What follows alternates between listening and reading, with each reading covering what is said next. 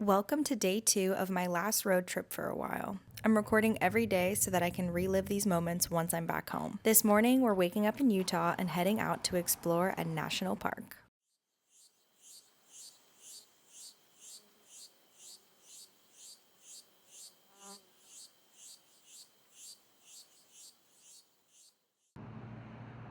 Hello and good morning and welcome back to the Community Beehive.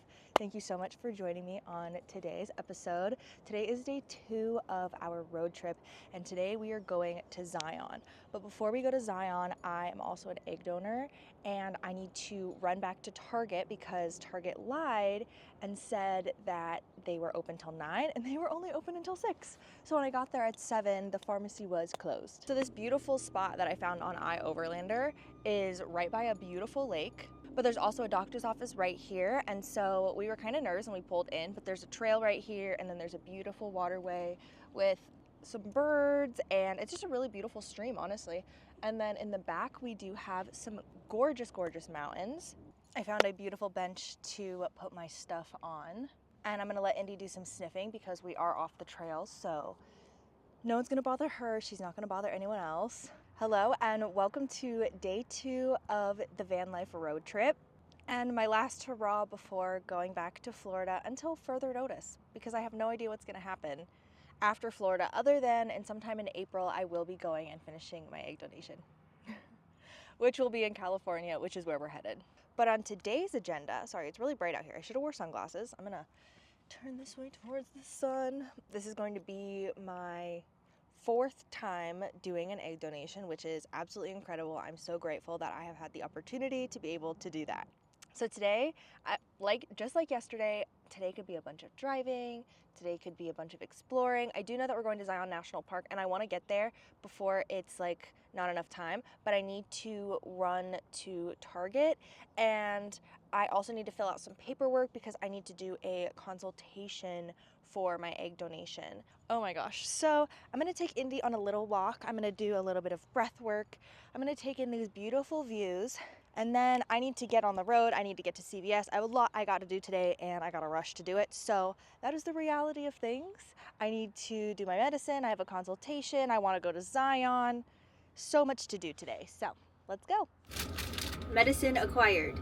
Now I'm going to make breakfast in the van. Hey little girl, you must get down because I'm going to start cooking.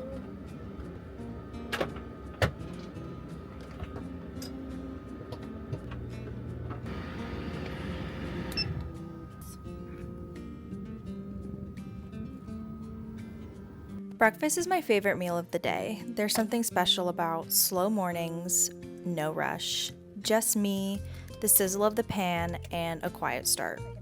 Today's breakfast might be in a parking lot, but I've shared this same ritual with mountains, deserts, and oceans in view. It's not just about the food, it's the process. Cooking slowly, intentionally, and with love no matter where I wake up. I finished the last bite of breakfast feeling full in more ways than one, nourished by the moment, the slowness, the presence. Then it was time to hit the road again, heading towards Zion National Park. But the thing about the road, it has its own way of guiding you. You think you're headed one way, but then magic happens. You stumble on places you weren't looking for, but somehow needed to find. As we weaved through the canyons of southern Utah, we saw a little trading post tucked off the side of the road and what looked like a petting zoo. Animals, sunshine, curiosity. It pulled us in, and of course, we had to stop. So we're stopping at this trading post, and it looks so cool. I want to go look at all the fun trinkets and stuff. Cute. We are shorthanded presentation relief.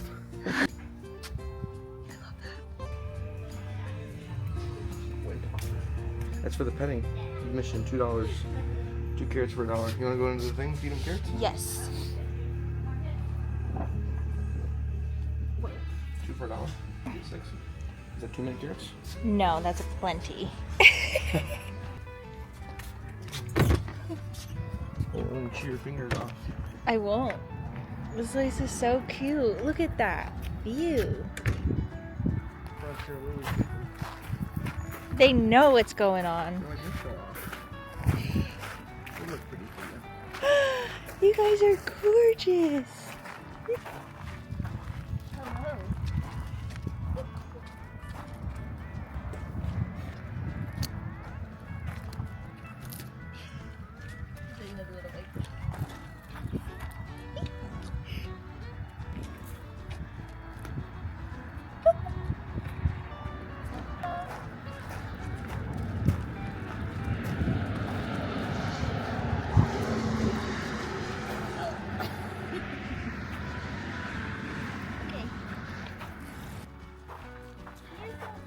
Did you not get enough? You have another bite. He's still hungry.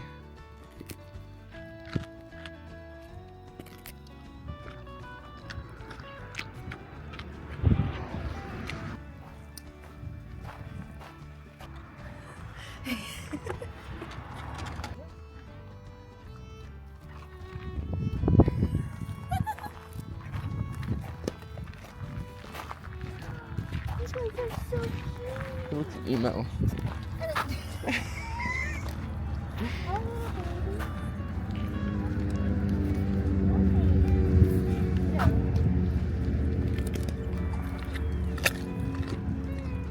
Can we go play with him? Look at him. He has Crazy horns. crazy horns. What is going on? Why do you have 4? Oh! Oh, there. He's greedy. Oh. You guys are very cutie. I'm going to pay attention to my fingers, okay? Okay. He's like, don't forget about me. Don't forget about me. Toss it over here in the dirt. Just toss it.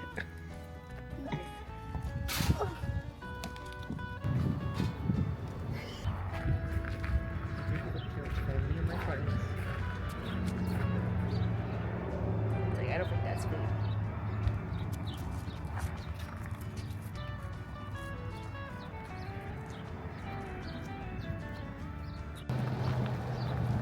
Hair is so big.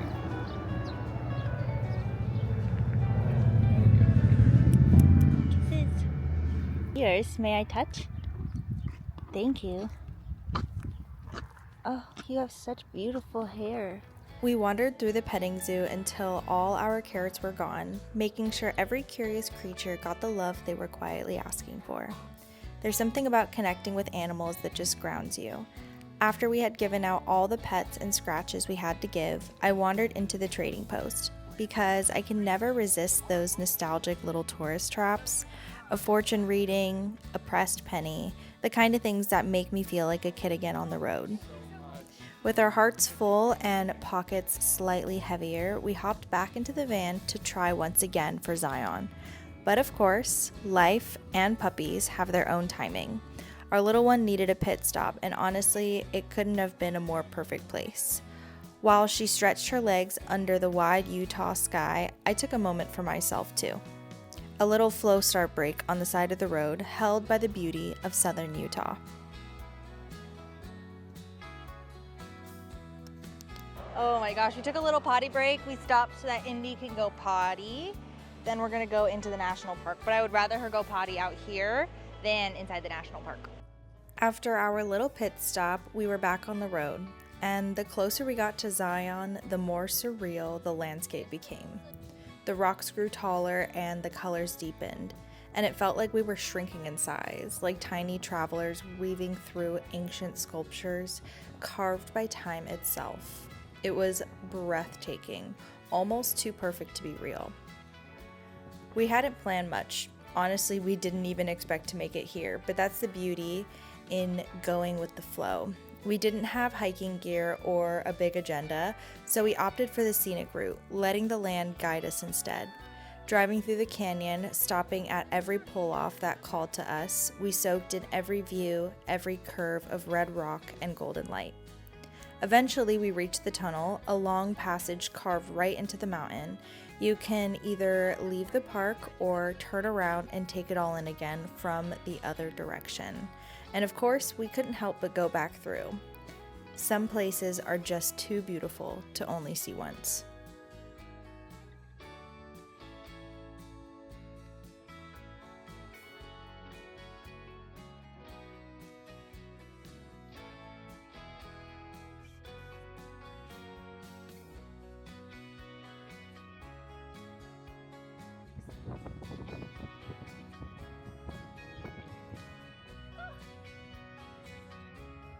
Got to. Look at that. It exploded. Yeah, you want a bite? He gets angry when his ice cream does this because it's not perfect now. It could be the altitude. It's just like my ears are popping.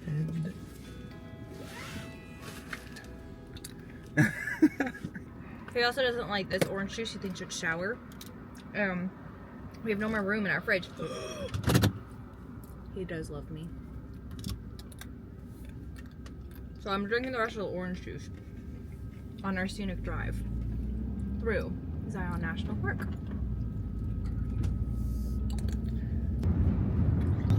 She was right here. Mid-drive. And on all her toys to give her stimulants. Look at her.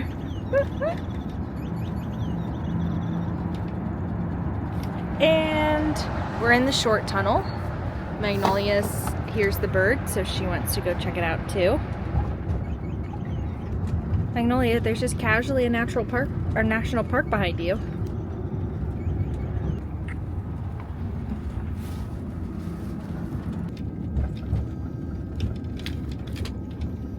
On our way back down through the canyon, I pulled off at a stop that caught my eye. Something about the shape of the rock felt familiar. Then it hit me. It looked just like the early formations of an arch. And after visiting Arches National Park, I learned how arches begin. Slowly, and over years and years of erosion. What looks like a simple curve in the stone now will one day become something people hike miles just to witness. And here it was, right in front of me, in the quiet of a canyon, becoming itself. I took some photos, filmed a little, and flowed with my flow star, moving with the energy of the land, soaking in the last golden rays as the sun began to dip. Moments like this remind me beauty isn't always finished. Sometimes it's in the process of becoming, just like us.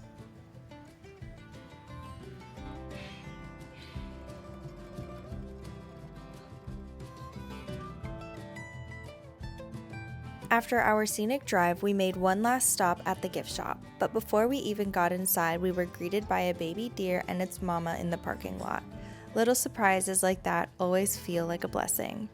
Inside, we grabbed our national park passport stamps, a small but meaningful ritual I've come to love. And just as we were about to leave, we spotted a park ranger with a telescope. They invited us to take a look at the moon, but we had to move fast. The moon was rising quickly, dancing its way across the sky, never staying in one spot for long. It was the perfect ending to a spontaneous day. We headed back to the van, ready to find our next campsite. Grateful, tired, and full of a little magic the road always seems to offer. Okay, we're gonna do a national park haul of all the things that I got.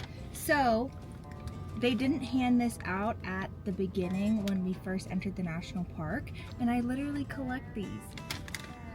So we found a park ranger. They were closed, but luckily they're doing this viewing, which is why we saw that giant telescope. He showed us the moon and then one of the arches that are in the distance. And I asked him to grab me one because apparently you can only get them from park rangers. And then since this is like my birthday trip, Alan got me this Get Outdoors hiker journal, and I'm only going to journal in this journal when I'm outside in nature or hiking. So when I do my cute little walks with Indy in the morning and I'm sitting like we were at this bench today on the river, I can just bust out a little journal entry, and that will be really cool because then I can journal about all my times in nature, and then I can have my other journal for like everything else in life. Then we got postcards, and normally the postcards are 50 cents or 5 for $2. So we did the 5 for $2. I got this one. This one says Go Unplug. I like it. And then this is something that we saw when we were on the little drive. Then I didn't get video footage of it, but when we were driving by, we saw one of these guys eating some berries and people were pulled off. And then I just really like the style of these. I have a bunch of different kinds from different national parks, and then I pick one and then I write like a little note about it. And I have a whole bunch of postcards from our original time when we lived in the RV and all the national parks that we went to then. I have a bunch of postcards, so I'm excited to put them all together whenever I get home. And I don't know, I want to do something with them. Maybe like make a big scrapbook and print out my favorite photos. I think that'd be so fun. And then the last thing I got is one of these magnets. I think we're gonna find a campsite and then do the shuttle tour tomorrow. I thought it was closed, So they gave me this information guide when normally they give you this information guide. This one is because there's just some different things going on. The campground that they have in the national park is currently under construction, so you can't camp at the campground. And normally for the Zion Canyon Scenic Drive, they do allow private vehicles, but only when the shuttle buses are out of season. And it said that they were out of season until spring, which technically isn't until like mid-March, but it's been really nice and the shuttle buses are going, so we can't drive our personal vehicle. So we went and did the Zion Mount Carmel Highway, which is what you guys saw with the tunnels and stuff. And so tomorrow, if it's not too chilly or rainy, we might want to rent some e-bikes and take the e-bikes so we can stop as much as we want, or we'll take the tour bus, which is free for the park ranger. And apparently every night for the next week, they're gonna have that big telescope out so that you can look at the moon and some other things as well. So that's really cool. And I don't think it's something that they do all the time. It's cloudy and it's gonna be probably too cold tomorrow for you to get on the bike on the shoe. Yeah, so we'll probably do the tour bus instead. That's fine. And then of course, passport. Jesse got me a passport, such a sweet friend. And we've been to a couple of national parks since we got it. And every time we go to a national park, you stamp whatever little region it's in. And then I like to write a little note. So I'll be doing all of that tonight. Zion campground's pretty expensive. Is it? $90 a night. Oh my gosh. Zion Campground, $90 a night. Insane. Whenever we went to that little petting zoo earlier today, we also got some souvenirs. We did the coins, which we've been kind of bad at collecting them because I know we've done them at a couple of different national parks and other places that weren't national parks too. So Virgin, been there, done that, is one of the coins that we got. And then the other one is just, I don't know what animal this is, but the same animal that we saw outside. You guys saw that we did the fortune teller. This is my fortune. And then I got some huckleberry jam, which is gonna be so delicious for our charcuterie board picnic that we're going to do eventually soon. And that's our Zion haul. Now we need to find where we're gonna camp tonight. So I'll get back to you guys on that.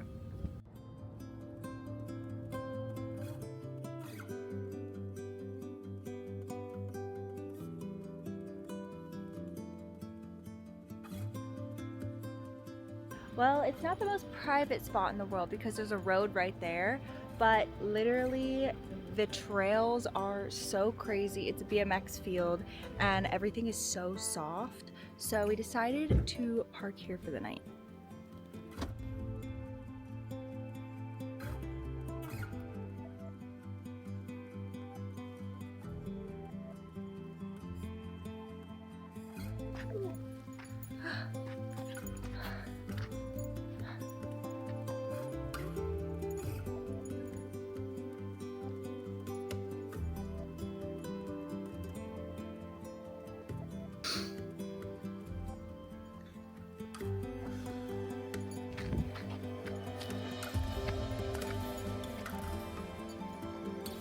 So we reparked because on our little hike we found a place that was a little more remote that we could access with the van, and it has a bonfire.